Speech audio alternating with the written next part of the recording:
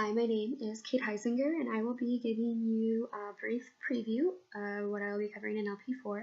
I have chose to speak about Whole Foods Market. So, a brief history of Whole Foods. It began in Austin, Texas in the year 1980. The founders, John Mackey and Renee Lawson, realized that there was a void in the natural food markets. There had yet to be an actual large supermarket format that sold exclusively organic, healthy, and natural foods. So Whole Foods quickly gained popularity, and they expanded to several cities in the South before expanding to probably their most popular market, which is on the West Coast. With this move, they acquired roughly 10 other natural food chains. And in 2002, they opened up stores in Canada, and then in 2004, they began to open stores in the United Kingdom. Whole Foods, as of 2016, has 462 stores open, and they employ approximately 90,000 people, with plans to continue to expand in the U.S. The company is based on 8 core values. These are selling the highest quality and natural and organic products available, satisfying and delighting their customers, supporting team member happiness and excellence, creating wealth through profit and growth, serving and supporting local and global communities, practicing and advancing environmental stewardship, creating an ongoing win-win partnership with their suppliers, and promoting health of stakeholders through healthy eating education. Whole Foods products that they provide must meet particular quality standards to make it on their shelves. For instance, if they have a list of unacceptable ingredients. So if a product contains one of these unacceptable ingredients, such as nitrates, artificial flavoring, artificial coloring, you will not find it in a Whole Foods. They have extremely high standards. Their produce is fresh, and they want you to know how it was grown, where it was grown, even sometimes who grew it exactly. They have also very high standards in their meat department.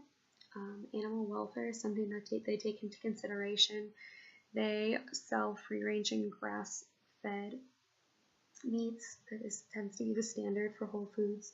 They also only sell sustainably caught seafood. Other than groceries, Whole Foods also sells body care that is made with safe and clean ingredients. They also sell cleaning products that are considered non-toxic and safe for the environment. Whole Foods' main competitors are Trader Joe's and Sprouts, and I will go on to talk about the competitive advantage they have over these two. Whole Foods' competitive edge on stores like Trader Joe's and Sprouts is the sheer size of their store. So they're able to create this amazing experience because they have so much space to do it in. And then the quality of their products is something that they can't compete with. Whole Foods is extremely passionate about high quality products, as I've stated before, and they have a very wide variety available to consumers. Nowadays, this is really important because so many people are finding that they have intolerances, allergens, and catering to those consumers is something that's become very important in the supermarket marketplace. While Trader Joe's provides some organic options, as well as Sprouts, they do still sell items that don't live up to Whole Foods standards. You might still find artificial flavoring at Trader Joe's. Sprouts has a pretty small organic produce section, and usually if consumers are going to buy organic, the one thing that they make sure that they are going to buy organic is produce. So not having a wide variety in that section definitely hurts Sprouts. Another advantage that Whole Foods has over Sprouts, even though Sprouts does have larger stores similar to Whole Foods, their brand and their type of experience that they can create has created a very loyal customer base. They've strived to make their customers comfortable and make it a staple for them. Like, they have to go to Whole Foods each week. They have really unique features. They have a hot salad bar. It's not necessarily all salad, but they have hot and ready made meals like lasagna, bacon, sweet potato fries, things like that, so consumers can come in and pick and choose and make a meal that follows their dietary guidelines. They have a bakery that caters to allergens. They have an extensive beer and wine selection for those who partake, and they also have a dining area and a children's area and a lot of Whole Foods stores. So they're creating this experience where consumers want to spend more time in the store, therefore spending more money in the stores. It's really difficult to compete with Whole Foods in these two areas. They've really built their company around these two foundations. And for their human resource strategy, that kind of gives them an advantage. They have what they call the Declaration of Interdependence. This declaration very openly attributes their success to their employees' involvement in their strategy and execution. Most important, I believe, are their team meetings that they have when in the store.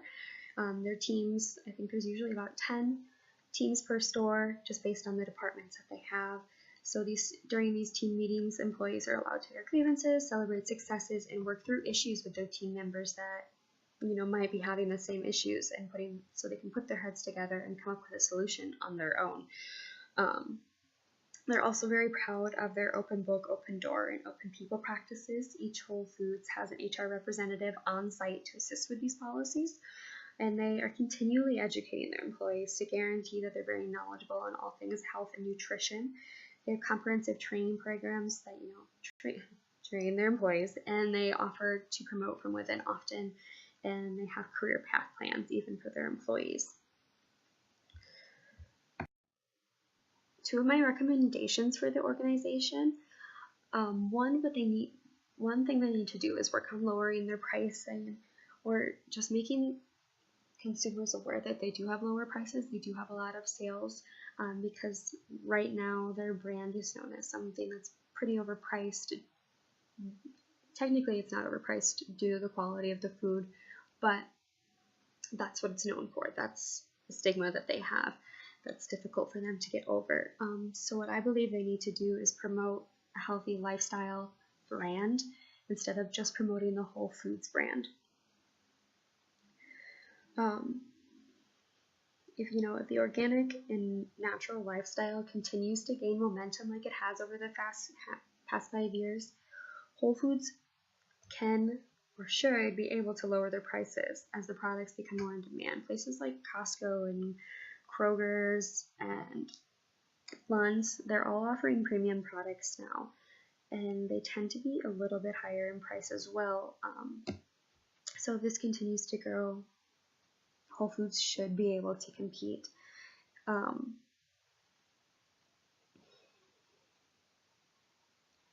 And then concerning HR, something that I would possibly change is, well, as I stated before, Whole Foods is very open and encourages communication between managers, HR professionals, and their team members. With this comes a sense that Whole Foods HR is a tad laid back.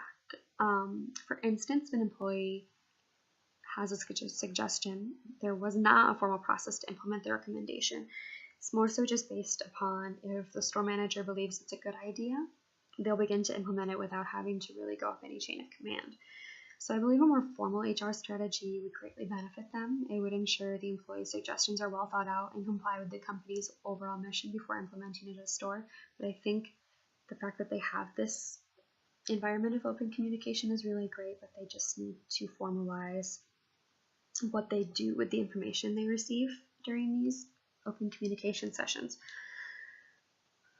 So in conclusion, Whole Foods has done a great job establishing itself as the leader in the health food sector by creating an experience and an enjoyable atmosphere, mostly in part due to their passionate and knowledgeable employees, which they've created by giving them training programs. To keep their competitive advantage, they need to be able to keep their pricing competitive and kick the label of an overpriced store. The company could also benefit from a more formal human resources when it comes to employee contributions, while continuing to allow an open exchange of ideas, grievances, etc. All in all, the company has done wonders for this demographic and has set the standard for future and present competitors.